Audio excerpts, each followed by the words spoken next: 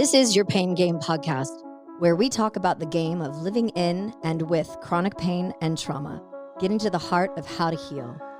I am your host, Lindsay Soprano. On the show, I plan on discussing with doctors, chronic pain patients, holistic practitioners, loved ones, and anybody that is interested in having their voice heard in the chronic pain and trauma world that we live in.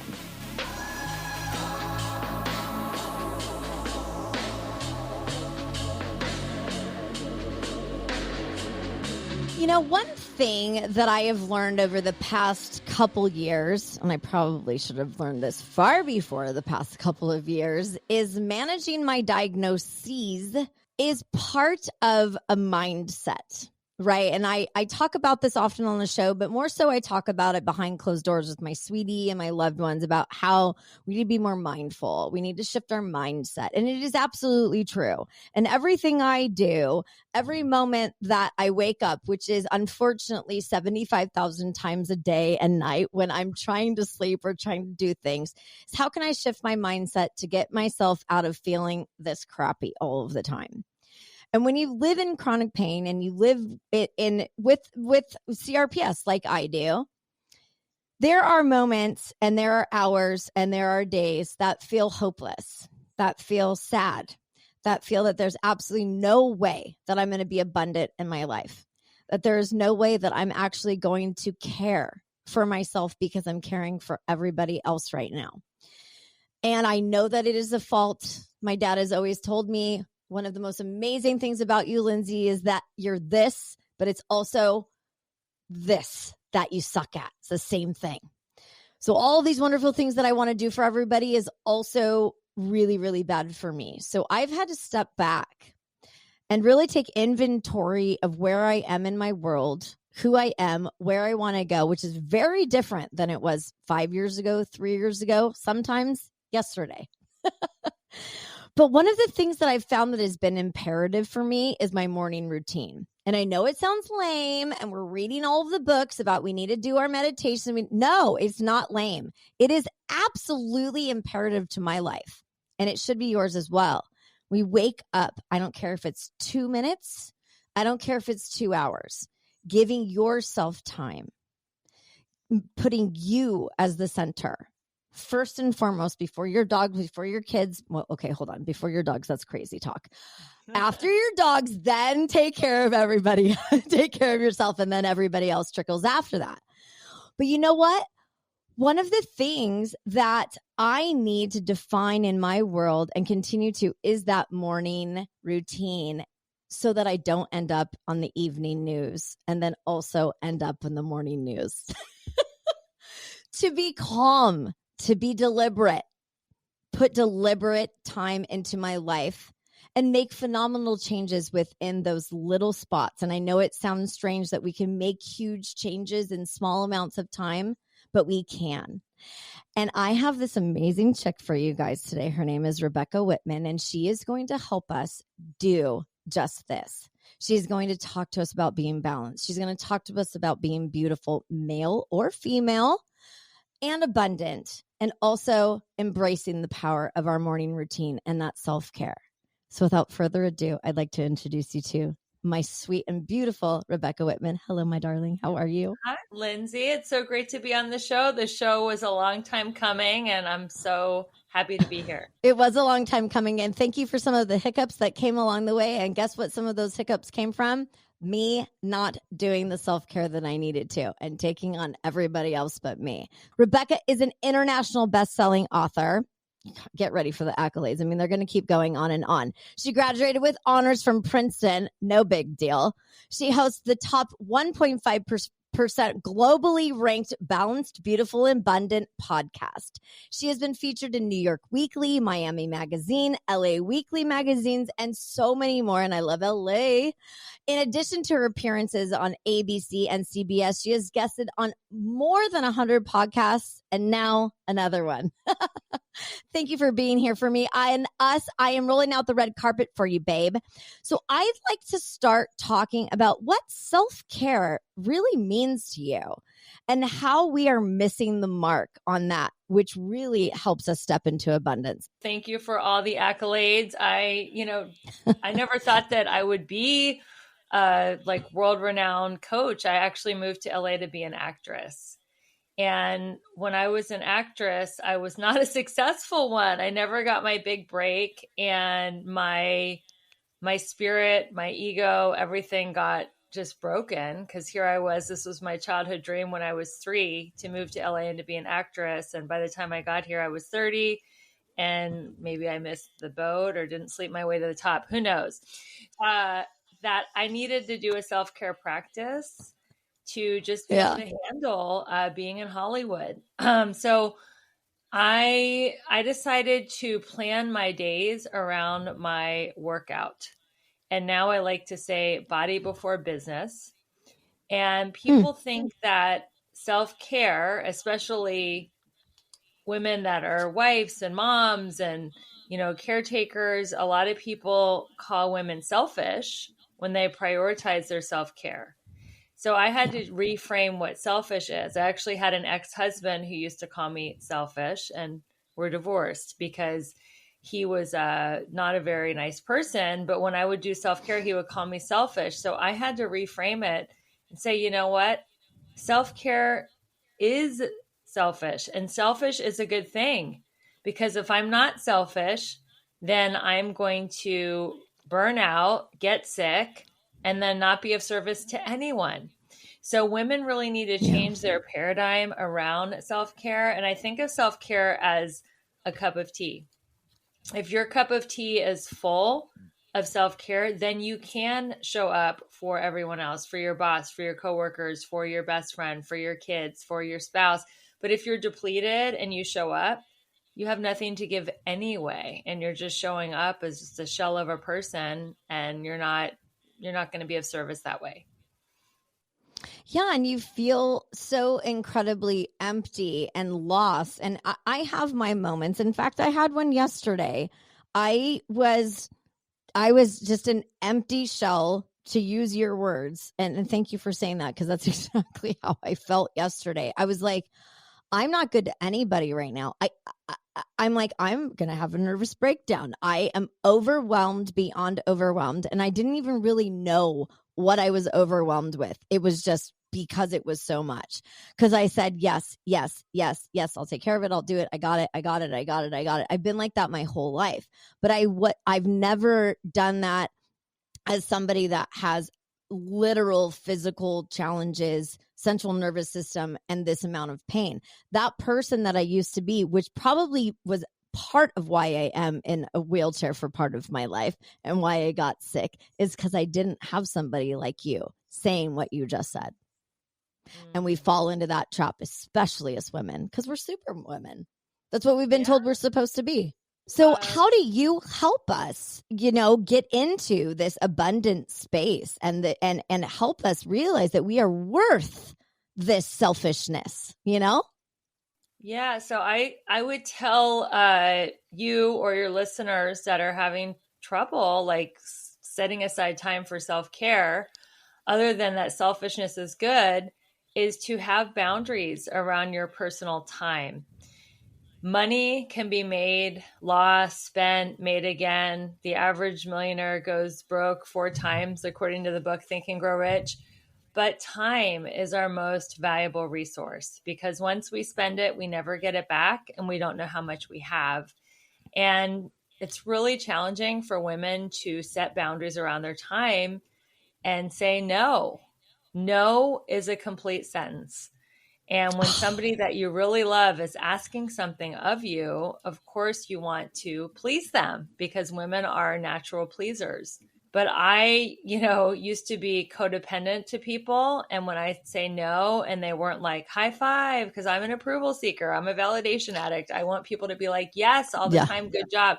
And when I say no, oftentimes they are not happy with me. And I have to learn to detach from that and say, you know what? I am prioritizing myself and my self-care so that I don't get sick. And so I can actually be of service to them later on in the day or later on in the week. And the people who don't understand that, then, relationships are not forever. People are in your life for a reason, a season, or a lifetime. And I had to divorce that husband because he would give me a hard time about going to the gym every morning. And I was like, I can't live like this. I've got to prioritize my self-care. And so I would tell your listeners, it's so hard to say no to someone you love, but no is a complete sentence and it's a muscle. The more you get used to saying no, the easier it gets. I love that. The no is a complete sentence is something that I've been working on for sure. And actually more so since you and I spoke in our meet and greet, but it's one of those things that it's actually turned into empowerment instead of fear, which in the beginning it felt fearful. It was like, well, if I say no, well, what are people going to think? And I mean, as something as simple as, and I know this sounds totally lame, but I had a conversation with one of my clients this week, in fact, and I said, I've been in business for 24 years.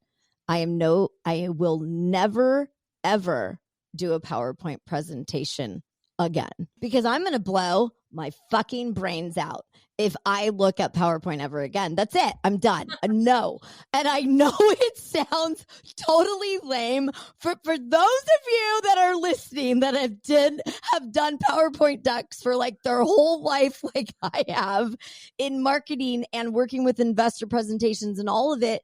It is like mind-sucking, emotional, just drolly, like the worst thing for me. And I know it sounds lame, but I said no. And my client was like, I've known for many, many years that you've hated this. It's about time that you said no. And I'm like, in the back of my mind, I'm like, well, why didn't you not make me do this? But it wasn't, because it was me saying, I got this. I got it. I'll do it. Yes. And I felt so good having that conversation. And the positive response was just like, boop. I stressed so much about how that response would be for me saying no. And he was like, all right, what? So you work in the 7 pillars of abundance, right? Which is spiritual, physical, emotional, romantic, mental, social, and financial. So let's talk about how you bring elegance into being a warrior, right? Especially as a woman, because that's how we are. Let's talk about what you do and your 7 pillars of abundance. So basically, I live life in 7 key areas, as you mentioned. And most people are hyper-focused on 1 or 2, and they neglect the other ones.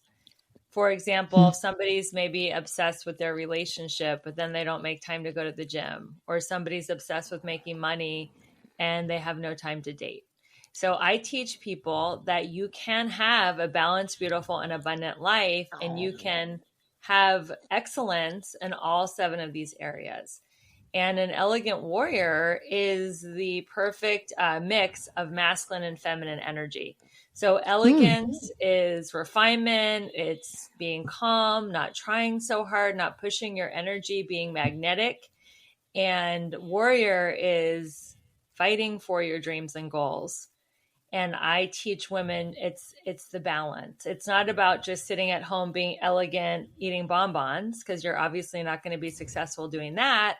But it's about aligning your energy, using the law of attraction, having positive thoughts, positive words, affirmations, so that people are magnetized to you and people want to work with you and hire you and buy your product, good, or service. So it is the combination of action and magnetism. And for the purpose of our show, because we talk a lot in regards to emotions and trauma and pain and all of that. And I know that, and I'm only going to speak for myself in this regard, but, I wake up every morning, my alarm goes off at 3:50 a.m. Wow. It used to start a little bit later than that, but life changes, right? And you got to ebb and flow with it. And so now I've got to get up a little earlier because it takes me about 2 hours for my body and my brain and my heart and my soul and all of these places that I've got to kind of align to go, okay, You've got this today. I suck at it some days. I mean, for sure. Yesterday was one of them. I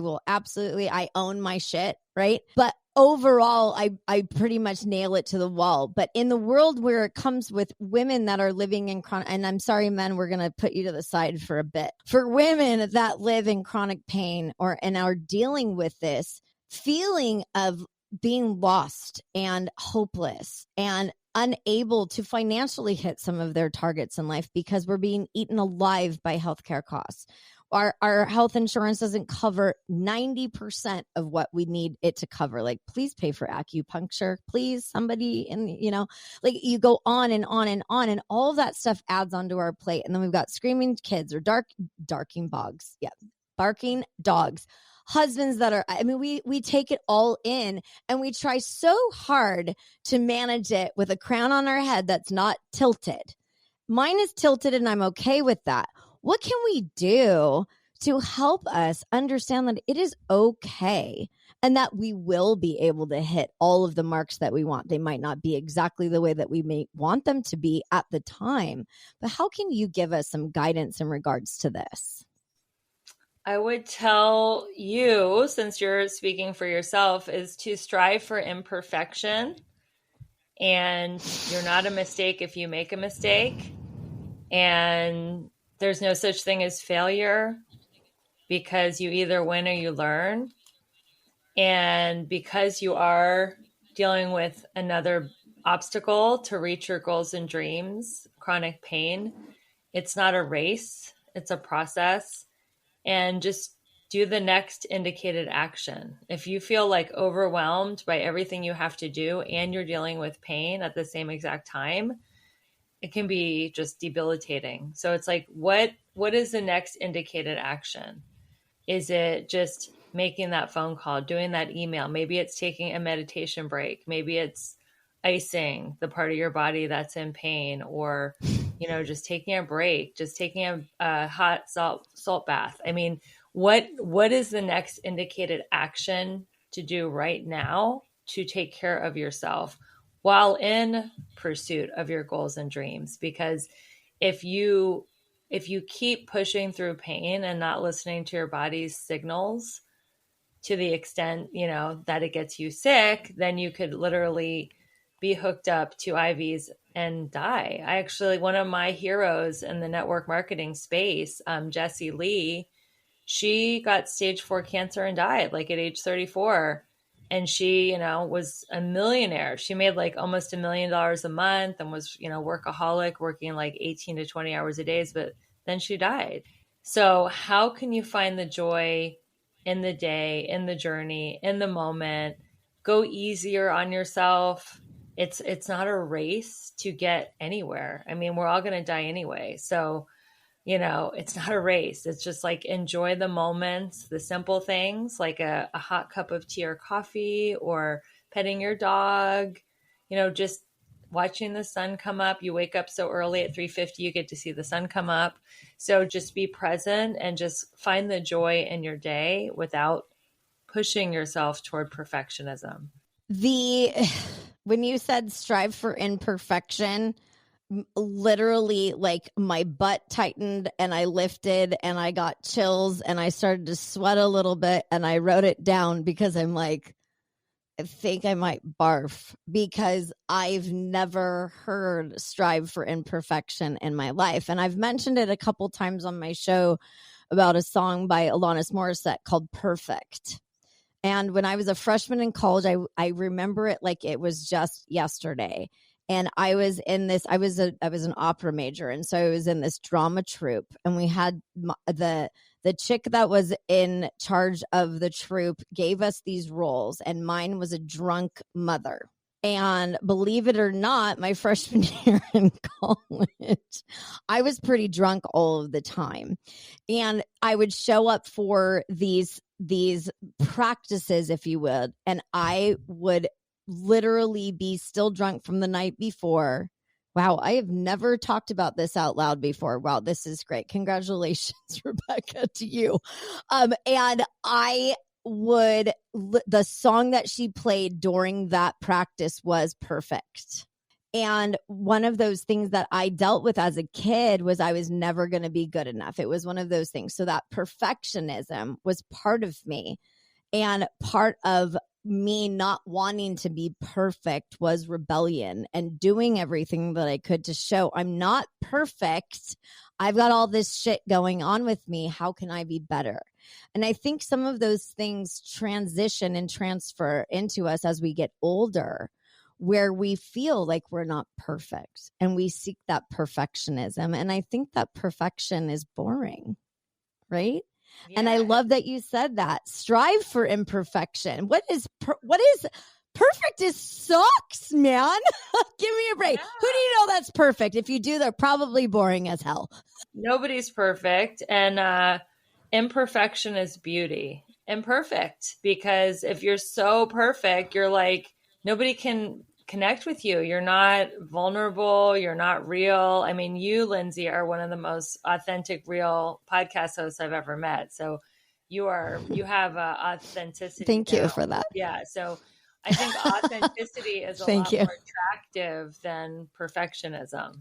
Perfectionism is really a way to keep people at arm's length because people don't feel connected to you when you're so perfect. And it's something I think that we struggle with when we're in relationships. I know with I have that relationship with my mother where she almost vicariously, I think, wanted to live a little bit through me to a certain extent because she's scared to be somebody like me. And yes, it is scary to be somebody like me. I live in a scary world because I make crazy decisions and I live like crazy and life like there's like this is it, even though I feel like I'm on like my 8th or 9th or 10th life. Nobody knows over here. But it is exhausting to do that as well. So between the striving for imperfection and not being perfect, there's got to be this balance in here. And that's where you come in. So help me figure out how to take that resilient, tenacious, crazy woman that does not want to be perfect and certainly doesn't want to be imperfect. How do we take somebody like me? Actually, I'm kind of a tough one. How do we take that resilience and that nature of ours to go, it's okay, and be more balanced and be more calm to support your pillars of spiritual and physical and emotional, romantic, mental, all the things that you've said? How can we take those all and kind of blend them a little bit more and make them feel a little less difficult, but still more fun and uplifting? It's about planning out your week. So the first thing that I recommend people do is have a couple non-negotiables, which one is the morning practice that you mentioned. That's spirituality. The second pillar is physical. So if you're in physical therapy, acupuncture, whatever you need to do to manage your pain, exercise, yoga, whatever that is. The next pillar is emotional. Every moment you can choose fear or love. You can choose scarcity or abundance. So that is a moment-to-moment thing. When you feel yourself getting derailed and thinking, I'm not good enough, I'm not enough, there's something wrong. Like, okay, I'm in a I can't do it all. I can't do this. Yeah. How can I switch to abundance? You can have an abundance conversation around time and energy. Like, I have plenty of time. I have plenty of energy to get done what I need to do. So to shift emotionally from scarcity to abundance. Romance, I recommend just having one date night a week with your spouse, or if you're looking for love, just set up one internet date a week, like a coffee or a lunch. The next one is mental, and that is listening to awesome podcasts like the Pain Game podcast. You can be listening to this podcast in the nooks and crannies of your day while you're doing housework or walking your dog or driving, exercising. Yes, it's the only show that you guys need to listen to. Yes. And the Balanced, Beautiful, and Abundant show. You only need to have two, and we'll cover everything. But yeah, so we'll cover it. We got you, babes. Doing your mindset work, and then social. I just recommend one social visit a week with a friend, or like a live event, as some kind of a social function, a party, a networking event once a week. And then finally, financial. So when you are focused on making money, to have what I call power hours, be very focused and just block out how many hours a day you are going to focus on your business. So I teach not to quit your job, to have a side hustle. If your job is not fulfilling you, find something that you're passionate about. I help people go from passion to profit. And I have a course called Create Your Six-Figure Side Hustle. But, plan your day where you can actually do your financial and do it in a way that is like fun, not exhausting. Make sure that your side hustle, maybe you hate your job, so have a side hustle and something that you are really having fun doing and that you would be passionate about creating some time for in your schedule. So it sounds like a lot, having all 7 pillars of abundance in alignment, but when you plan it out for the week, you're not doing every pillar every day. Right. And you're not like, oh my gosh, am I doing my abundance 7 late? Like don't get overwhelmed with it. And I think that perfectionism leads to overwhelm. I can speak to that for myself because I have more damn things I didn't accomplish during the day at the end of the day. And I don't give myself credit for the 27,000 things that I did do. I focus on, well, fuck, I didn't get that done. It's like, Lindsay, tomorrow's another day. Like, nobody died. Everybody's cool. Like, 99.9% of the people on the planet have no idea that you didn't accomplish that because that was my own list. But a lot of it comes from, I've been in this transition between, I've run my marketing agency for 24 years this coming May. I've worked from home for 24 years. That has led to, then you add my physical stuff that's happened with my pain and my whatever. So that has turned me more into a homebody than I was before. And my personality type looks and feels like I love being out and I love being part of people's lives. I'm like, I am agoraphobic. I do not like being in groups of people. I don't like people touching me. I don't like going to the supermarket. I don't like doing any of these things. So the social side of me has dropped over the past decade substantially. Some of that was my ex-husband. He was drunk every single moment of every single day of my life. So I never went in public with him. So that kind of started that part of it. And it's longer than 10 years. So some of that came to it. Then I got diagnosed. And so I got more homebody. And then my sweetie, he moved in with my life. And now his world is all internal too. And so I am trying to figure out how I can get outside of this space. And yesterday was a big day for us today, Rebecca. Honest to God, it's so weird. Yesterday, I was like, I got to get out of here. And I just left. I took my laptop and I left for 4 hours and I came back home and I slept for 11. Good. And for those of you that know me, I normally sleep 2 hours. So somebody just like magic wanded me, and maybe it was you. Yeah. I conked out and I woke up this morning happy and feeling so ready to take on the day. And it's been a while since I've felt as good and uplifting and ready for abundance in a while. Because this show takes a lot out of me too. Yeah. Because I give it everything I've got, Yeah. It's a great show. Yeah. Oh, well, it is a great show, but you're a great show as well. So when it comes to the financial part, I want to talk about that for a minute, because I think that when we think about abundance, finance is the first thing that everybody thinks about, right? They're like, what can I have? What can I get? What can I pay for my bills? I know COVID hit everybody.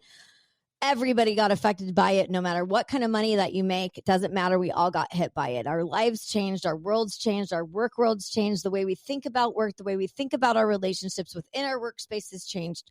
So how can we make finances not so scary in this world of abundance? Because I feel like those other 6 pieces we all forget when it comes to finance.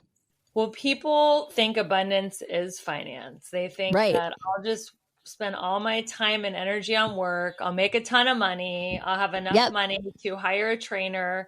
Then I'll look really hot. Then I'll attract my soulmate. Then we'll go on spiritual retreats with other couples and be happy. So it's really in reverse. I have spirituality and physical first and second for a reason, because we're not human doings. We're human beings. And we manifest abundance by not doing. It's people think it's do, be, have.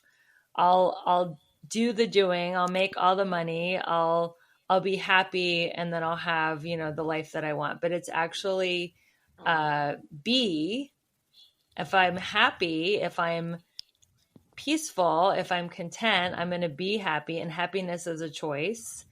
B, then I'll do the things that create abundance, as in self-care, morning practice, taking care of my pain, taking care of my vessel.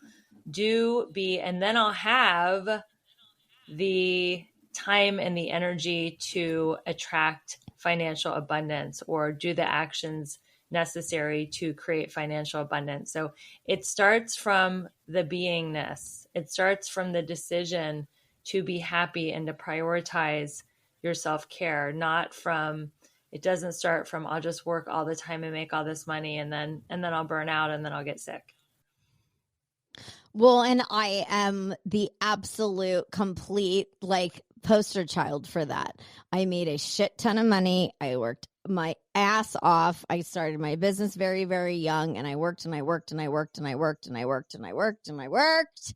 And then I got sick. And then I was like, I wonder why I'm sick. Because my priorities were all completely screwed up. But I didn't know anything other than that because I was raised by two different fathers, both of which were extremely successful and both of which were entrepreneurs who worked in their home office and worked their asses off and drank Chardonnay and vodka on the side to make it happen, right?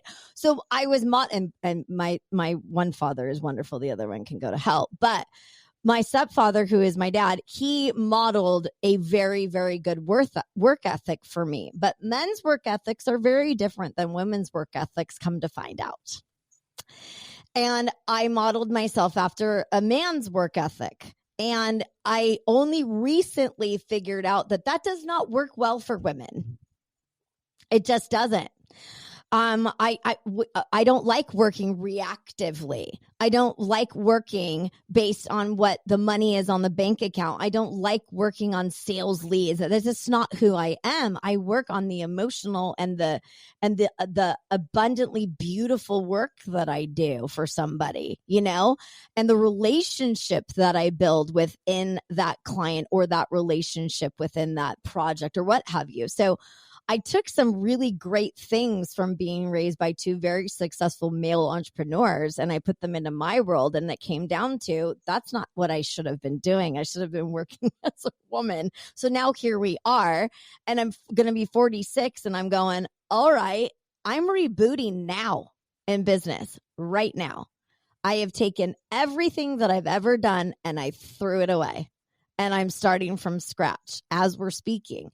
And it's a beautiful place to be in. And it's a beautiful place to be in our conversation with you today, because I think that you're able to help somebody like me bring that abundance and that spirituality behind it and putting that financial side on the very bottom, because it's only going to support that growth of finances by doing all the things that you're talking about.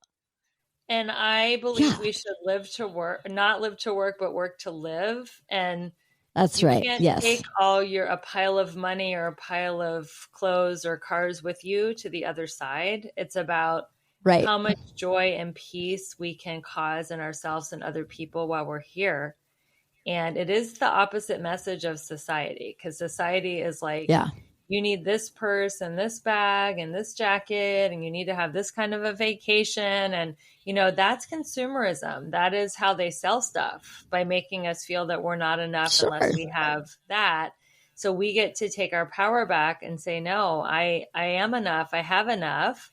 And I am willing to set myself free from this being the donkey chasing the carrot my whole life, and then being 85 years old going, oh my God, I spent my whole life working and I only have 1 good year left. What am I going to do with it? So we want to enjoy your life while we can, while we're here. Yeah, you don't want to be the cliche of and all I got was this stupid t-shirt. Yeah, I mean, the whole thing that I went on the trip and all I got was this dumb t-shirt. And that's something that's insane. God, the timing of our conversation is so weird. And that's one of the things I love about this show and meeting people in my world. It's stripping away that stuff. I honestly have more joy in less.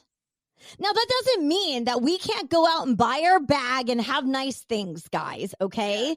If that's your jam, great, okay? Yeah. But that cannot define us.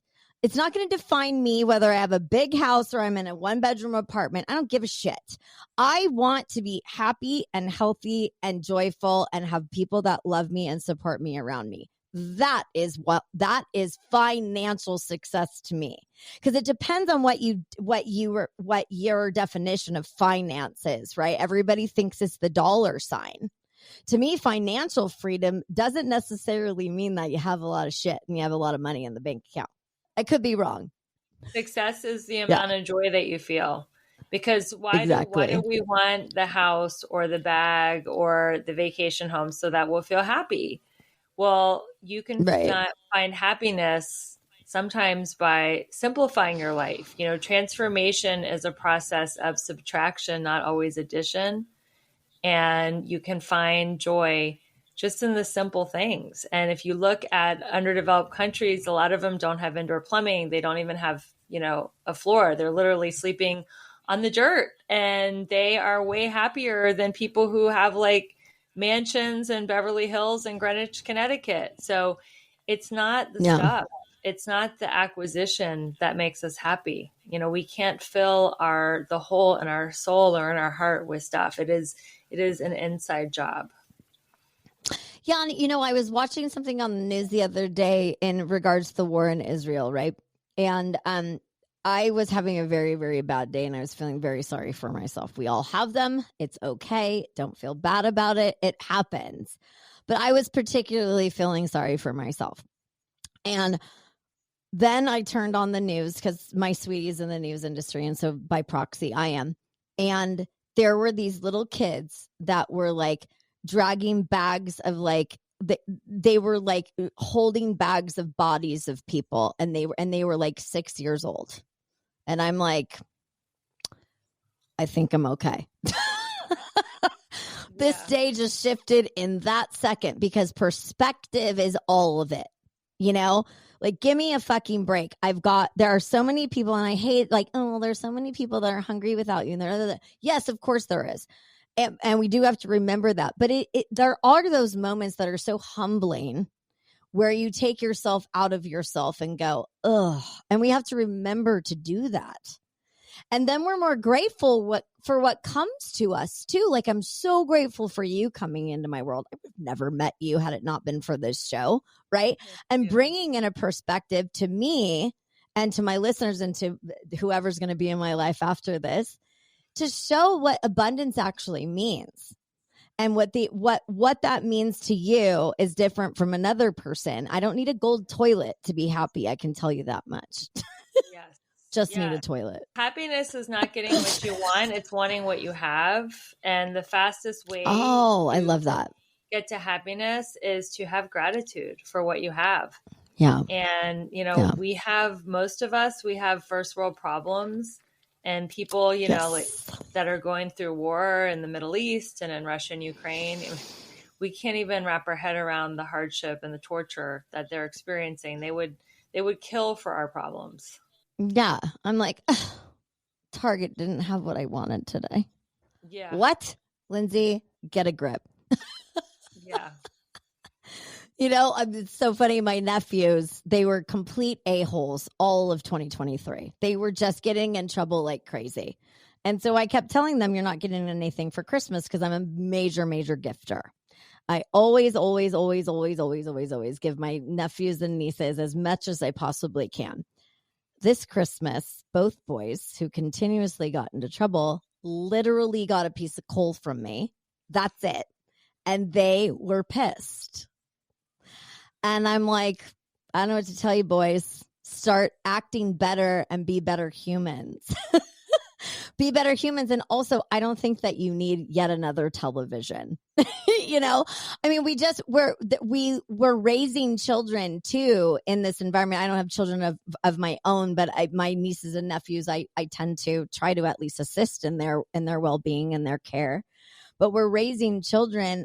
And in my perspective, I think that a lot of what we're doing is we're not producing people that are loving and hopeful and giving people into our society. They're just getting. And I don't know how we're going to shift that, but we've got to start somewhere. But by learning within ourselves how to look at abundance and look at what's so positive in our world around us, I think is a huge component of what we need to do as a whole. And us women have to start, we have to drive that. I mean, we do. Who else is going to do it? Yeah, people are just obsessed with what they want to get instead of what they can contribute. And we do need to, we need to shift from go-getters to go-givers, because when I'm self-obsessed and focusing only on myself and what I want, then there's never enough. There's never enough of what I want. Yeah. And when I focus on how I can be of service to other people, that's where I find my fulfillment.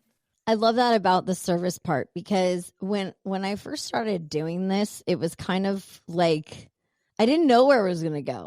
Honestly, I knew that I needed to do what I needed to do, and I wasn't really sure how I was going to do it and what was going to come of it. But what came of it was exactly what you're talking about, is I do this no matter how shitty I feel, no matter bad, no matter how much I was crying before I came into the studio. I pull it together and I get here, because if I can touch one person, then everything I did today is worth it. Yes. And you're touching a lot of people with this show. Yeah. So, God bless you for showing So up. Are you with your show as well. Yeah. Thank you for showing up. We show up. That's the point. Show up. You don't have to be perfect. You don't have to look perfect. You don't have to be in the best mood. You can be just, like you said, coming off a cry like you were before the show, but just show up, because you never know who's going to hear your message, and you could change somebody's life. Absolutely. Even with just a sentence. And I know that my life has been changed by a few sentences. So words are important as well. I want to drive people to your website and you and who you are all about and your abundance that you support for all of us and all the things that we're talking about. How can I get our listeners to find you? Yes, you can go to my website, RebeccaElizabethWhitman.com with a Z. And I'm also going to offer your listeners a special gift to help your morning practice. I have an amazing abundance journal download. I met this woman at a 12-step meeting when I was a teenager. Her name was Janet. To this day, I think she's an angel, because she gave me these life-changing journal prompts, which I've been following every day for 30 years.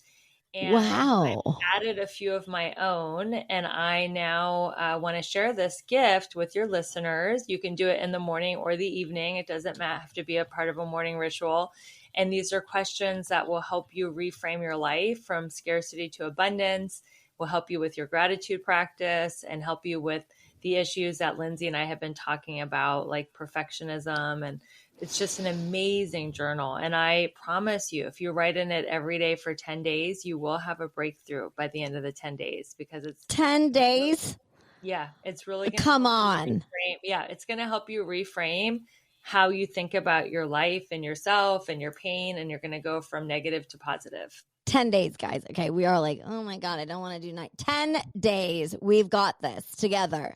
I'm in. So if anybody wants to hop on the bandwagon for 10 days together, I'm in. We can start a date.